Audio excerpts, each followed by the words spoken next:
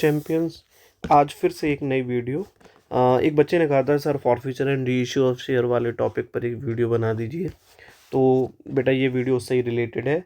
बस है क्या कि ये दो पार्ट में कवर होगा टॉपिक। पहले पार्ट में, आज वाले पार्ट में हम क्या करेंगे, हम बेसिक सी चीज़ें सीखेंगे फॉरफीचर और री इशू वाले क्वेश्चन की।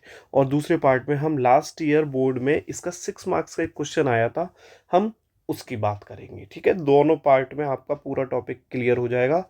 जरूर जरूर जरूर इसको ढंग से देखिएगा दोनों पार्ट को, और अच्छे से समझ लीजिएगा, प्रैक्टिस कर लीजिएगा, आपके बहुत काम आने वाला है। ठीक है, अब स्टार्ट करते हैं बेटा आज की प्रक्रिया। ठीक, देखो भाई, forfeiture and issue of shares वाले टॉपिक को पढ़ने के लिए हमको क्या करना है, हमको कुछ पॉइंट्स याद रखने हैं जो ये हमने लिखे हुए हैं, 5 पॉइंट्स। ठीक है, उसमें सबसे पहला पॉइंट है एंट्रीज। सर हमको एंट्रीज याद रखनी है, तो एंट्रीज के लिए आपको पता होना चाहिए फॉरफीचर के केस में एक एंट्री बनती है और री इशू के केस में 2 एंट्री बनती हैं। Total forfeiture and re issue की 3 एंट्री बनेंगी। ठीक है सर, दूसरा हमको पता होना चाहिए कॉल्ड अप वैल्यू क्या होती है। कॉल्ड अप वैल्यू का मतलब होता है फेस वैल्यू का वो पार्ट जो कंपनी पब्लिक से मांग रही है, उसे कहते हैं कॉल्ड अप वैल्यू। ये हमने लास्ट वीडियो में भी देखा था। अनपेड वैल्यू क्या होता है? अनपेड वैल्यू का मतलब होता है यही कॉल्ड अप वैल्यू में से जो पार्ट शेयर होल्डर पे नहीं कर पाता, वो हो गई अनपेड वैल्यू। मतलब कंपनी ने जितना पैसा मांगा उसमें से जो हिस्सा शेयर होल्डर पे नहीं कर पा रहा है, वो हो गई आपकी क्या, unpaid value. Paid up value क्या होती है सर? पेड अप वैल्यू का मीनिंग होता है जो, अरे यही called up value, called up value का जो पार्ट शेयर होल्डर पे कर दे वो पेड अप वैल्यू है। ठीक है, और लास्ट री इशू प्राइस। सर री इशू प्राइस क्या होता है? री इशू प्राइस का मतलब होता है फॉरफिटेड शेयर्स जो कि कंपनी के पास रखे हुए हैं, कंपनी जब उन्हें दोबारा से किसी को बेच रही होती है, किसी को दे रही होती है, तो उनसे जो पैसा लेती है उसको बोलते हैं री इशू प्राइस। ठीक है, अब इन 5 पॉइंट्स को समझने के बाद हमको क्या करना है, हमको ये इन एंट्रीज को और याद करना है। ये एंट्रीज याद कर लो बस। ठीक है, ये किससे रिलेटेड है? पहली एंट्री आपकी फॉरफिटेड से रिलेटेड है, दूसरी एंट्री आपकी री इशू से रिलेटेड है, और री इशू वाली एंट्री के साथ साथ ये एंट्री और बनती है जिसमें हम फॉरफीचर को कैपिटल रिजर्व में ट्रांसफर कर देते हैं। ठीक है, एंट्री को याद करने का भी अपना एक पैटर्न है, वो क्या है वो देखो भाई। सबसे पहले फॉरफीचर की एंट्री बहुत सिंपल है। आपको क्या करना है, शेयर कैपिटल को डेबिट कर देना है। यहाँ पर देख सकते हैं आप, share capital account debit, SPR account debit if not paid. If not paid का मतलब है जो शेयर होल्डर एसपीआर पे नहीं कर पाया वो भी डेबिट हो जाएगा। टू अनपेड कॉल, जो शेयर होल्डर इंस्टॉलमेंट का पैसा नहीं दे पाया है वो, उसके लिए टू अनपेड कॉल, और टू शेयर फॉरफीचर। तो कैसे याद करेंगे, share capital account debit, SPR account debit if not paid, to unpaid call और टू शेयर फॉरफीचर। क्लियर? हाँ सर, तो बीइंग जितने भी शेयर्स हैं वो फॉरफिटेड। इसके बाद री इशू की एंट्री। री इशूड की एंट्री के लिए आपको क्या करना है, बैंक अकाउंट डेबिट, एक लाइन स्किप करके, यहाँ पर एक लाइन छोड़नी है आपको, और to share capital account being, अच्छा सॉरी ये नरेशन थोड़ा, तो being dash dash dash shares re issued. ठीक है, तो आपको 2 एंट्रीज याद हो गई होंगी। तो उसके बाद तीसरी एंट्री होती है फॉरफीचर मनी को कैपिटल रिजर्व में ट्रांसफर करने की, जो होती है share forfeiture account debit, debit share forfeiture account debit to capital reserve being forfeiture money transferred. अगर हमको ये तीनों एंट्रीज याद हो जाएं और ये बेसिक सी बातें जो मैं अभी आपको बताऊंगा वो याद कर लेंगे, तो ये टॉपिक बहुत सरल है भाई, और आपके मार्क्स इसमें कटने ही नहीं है। ठीक है, अब हम अपने इस टॉपिक को एक एग्जाम्पल की हेल्प से क्लियर करते हैं। ठीक है, देखिएगा, लिखा हुआ है रतन लिमिटेड फॉरफिटेड 3000 शेयर्स। रतन लिमिटेड एक कंपनी है जिसने 3000 शेयर्स को फॉरफिट कर लिया ऑफ ₹10 ईच, जिसकी फेस वैल्यू कितनी है, 10, जो इशू किए गए थे एट ₹2 प्रीमियम, ₹2 के प्रीमियम पर। अच्छा, ये शेयर्स फॉरफिट कर रहे हैं तो इसका कोई रीजन भी तो होगा। रीजन क्या है सर? रीजन ये है for non payment of first call of 2 पर शेयर। रतन लिमिटेड ने 3010 वाले शेयर्स को फॉरफिट किया जो कि ₹2 के प्रीमियम पर थे। वो इसलिए किया क्योंकि वो फर्स्ट कॉल पर ₹2 पे नहीं कर पाया था। ठीक है, तो ये हो गया आपका फॉरफिटेड 3000 शेयर्स। अब फाइनल कॉल ऑफ 3 पर share was not yet made, इस बात को ध्यान दें। फाइनल कॉल ऑफ 3 पर शेयर, ये 3 रुपए की फाइनल कॉल जो है वॉज नॉट येट मेड, नहीं मांगी। बेटा देखो, आपका जो शेयर का फेस वैल्यू है वो 10 है, 10 में से कंपनी 2 रुपये नहीं मांग रही, सॉरी 3 रुपये, 3 रुपये फाइनल कॉल के नहीं मांग रही, तो 10 में से 3 रुपये नहीं मांग रही, तो मांग कितनी रही है सर? आंसर है 7। तो कॉल्ड अप वैल्यू कितनी है क्वेश्चन में? 7। ठीक है, आगे लिखा हुआ है out of these 2000 shares were री इशूड, और इनमें से कंपनी ने 2000 शेयर्स री इशू कर दिए एट ₹10 पर share as fully paid up, 10 रुपये पर, वो भी fully paid. Pass necessary journal entry for forfeiture and re issue of shares, हमको फॉरफीचर और री इशू ऑफ शेयर्स की एंट्री बनानी है। आपको अभी अभी बताया था फॉरफीचर की 1 और री इशू की 2, टोटल कितनी एंट्री बनेंगी? 3। स्टार्ट करते हैं। देखो भाई, फॉरफीचर की जो एंट्री है वो अभी अभी आपको याद कराई थी। एंट्री होती है share capital account debit, SPR account debit if not paid. SPR भी डेबिट तब करते हैं जब वो पे ना हुआ हो। बेटा देखो, इसमें जो है एसपीआर 2 रुपये का दे रखा है, ये दे रखा है 2 रुपये का, लेकिन ये किसके साथ है? क्या ये फर्स्ट कॉल पर इंक्लूड है? नहीं, ऐसा सर कुछ नहीं लिखा। क्या फाइनल कॉल पर इंक्लूड है? नहीं सर, ये भी नहीं लिखा। जब तक क्वेश्चन में इंफॉर्मेशन ना दी हो कि ये एसपीआर, ये जो एसपीआर है वो किसके साथ इंक्लूड है, तो हम किसके साथ मानते हैं? हमेशा अलॉटमेंट के साथ। तो इसको एसपीआर, वो ये बंदा क्या नहीं दे पा रहा? फर्स्ट कॉल नहीं दे पा रहा, तो यानी कि एसपीआर तो अलॉटमेंट है, अलॉटमेंट तो वो दे चुका है, तो एसपीआर भी दे चुका होगा। तो क्या एसपीआर यहाँ पर डेबिट होना चाहिए? सर नहीं, एसपीआर तो सर तब आता है ना, एसपीआर सर यहाँ पर तब लिखते हैं जब वो पे नहीं कर पाया हो, नॉट पेड। ठीक है, इफ नॉट पेड, लेकिन एसपीआर तो वो पे कर चुका होगा क्योंकि वो अलॉटमेंट दे चुका है, तो एसपीआर नहीं आएगा। फिर एंट्री क्या रह जाती है? एंट्री होती है share capital account debit to unpaid calls. Unpaid call का मतलब होता है जो वो पे नहीं कर पा रहा, क्या नहीं दे पाया है?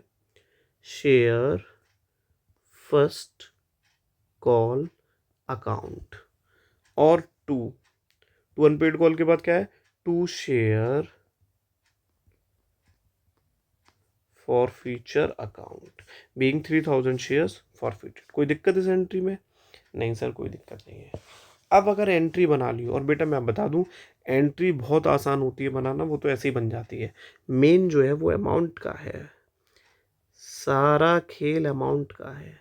अमाउंट डालने का बेटा आपको एक पैटर्न बताएंगे, वही पैटर्न आप हर बार फॉलो करिए। फॉर फ्यूचर री इशू में अमाउंट गलत हो ही नहीं सकती। क्या? सबसे पहले शेयर कैपिटल आपको पता होना चाहिए, ऊपर बताया था। देखो यहाँ पर ध्यान से देखो, इसमें दिया हुआ है शेयर कैपिटल फॉर फ्यूचर में जो डेबिट होती है शेयर कैपिटल, वो किस वैल्यू से होती है? सर वो होती है कॉल्ड अप वैल्यू से। तो शेयर कैपिटल किससे डेबिट होगी? कॉल्ड अप वैल्यू से। बताओ इस क्वेश्चन में कॉल्ड अप वैल्यू कितनी थी?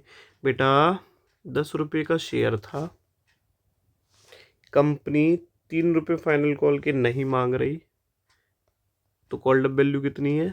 7। तो यहाँ लिख देंगे number of forfeited shares 3000 multiply by 7, answer आ जाएगा 21,000। कोई दिक्कत यहाँ तक? नहीं सर। ठीक है, अब आगे आगे शेयर फर्स्ट कॉल अकाउंट, ये 2 अनपेड कॉल है ना जो वो नहीं दे पाया, तो नंबर ऑफ शेयर्स लिखो कितनी है? 3000 इनटू, वो क्या नहीं दे पाया फर्स्ट कॉल पर? लिखा हुआ था फर्स्ट कॉल ऑफ ₹2 पर शेयर, 2 रुपये की फर्स्ट कॉल नहीं दे पाया, तो 3 इंटू 2 6000। बेटा फॉर फ्यूचर में आता है पेड अप वैल्यू, जितना वो पे कर चुका हो। तो देखो 7 रुपीज़ कंपनी ने कॉल्ड किए, 2 वो नहीं पे कर पाया, तो वो पे कितने कर चुका होगा? 5। 3 इंटू 5 करूँगा 15,000 आएगा, हाँ या ना? हाँ सर। लेकिन आपको एक सजेशन, फॉर फ्यूचर का जो अमाउंट होता है वो आप बैलेंस में बचा दें, बहुत आसान होता है ना। 21,000 में से 6,000 माइनस कर दोगे तब भी आ जाएगा 15,000।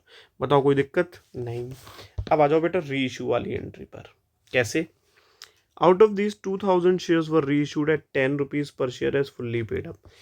इन इन 3000 शेयर्स में से कंपनी ने क्या किया? 2000 शेयर्स को री इशू कर दिया। कर देते हैं बैंक अकाउंट डेबिट, एक लाइन स्किप करके टू शेयर कैपिटल अकाउंट। ठीक है, बैंक अकाउंट डेबिट, एक लाइन छोड़कर, ये वाली लाइन छोड़ दी हमने, और to share capital account being 2000 shares reissued. ये लाइन क्यों छोड़ते हैं अभी बताऊंगा मैं आपको। इसमें अमाउंट डालने का पैटर्न देखिए आप, यहाँ पर बैंक के आगे एक ब्रैकेट लगाइए, लिखिए कितने शेयर्स हैं 2000 मल्टीप्लाई, ऐसे शेयर कैपिटल के आगे लगाइए और लिखिए कितने शेयर्स हैं 2000 मल्टीप्लाई। अब इन अमाउंट को डालने का भी तरीका आपको यहाँ बताया था।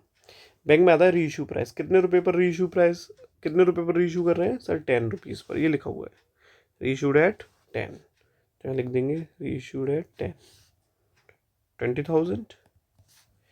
अब to share capital, to share capital में बेटा देखो ये एंट्री में आपको लिखवाया गया है। टू शेयर कैपिटल में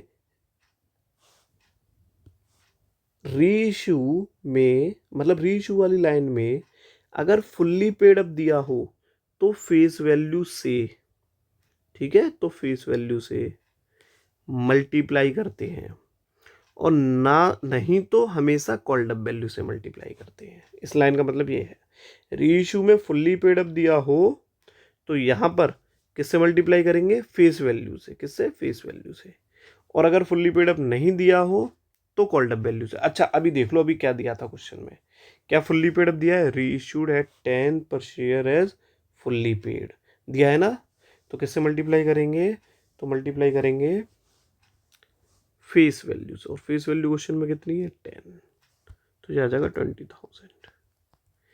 अब डबल एंट्री सिस्टम देखो बेटा, यहाँ पर डेबिट साइड में कितना अमाउंट पड़ा है 20,000 और क्रेडिट साइड में कितना अमाउंट पड़ा है 20,000, यानी कि डेबिट और क्रेडिट दोनों सेम हैं। इट मीन्स ये जो शेयर री इशू किए जा रहे हैं ये किए जा रहे हैं एट पार पर, ठीक है सर, क्यों, क्योंकि बेटा जो शेयर्स री इशू किए जाते हैं वो तीन प्राइस पर किए जा सकते हैं, एट पार, एट प्रीमियम और एट डिस्काउंट।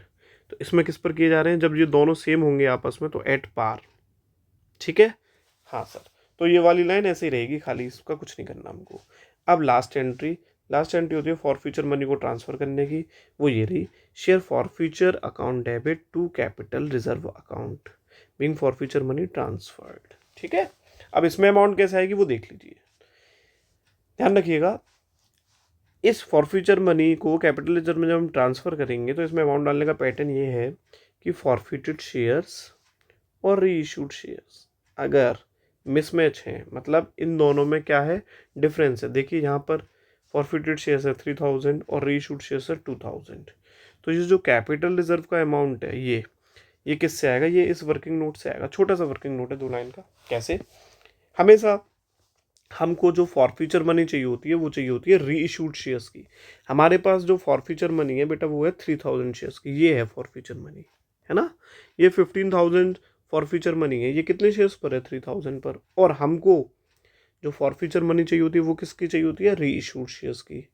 तो हमको 2,000 शेयर्स की फॉरफ्यूचर मनी पता करनी है, तो कैसे करेंगे, देखो 15,000 फॉरफ्यूचर मनी है 3,000 शेयर्स पर, तो यहाँ लिखेंगे 15,000 forfeiture money on 3,000 shares multiply, हमें किसकी चाहिए, हमेशा हमें चाहिए री इशूड शेयर्स की, तो इनटू 2,000 शेयर्स की कितनी होगी, इसको कैलकुलेट कर लेंगे 35, तो 10,000 आएगी सर, क्लियर।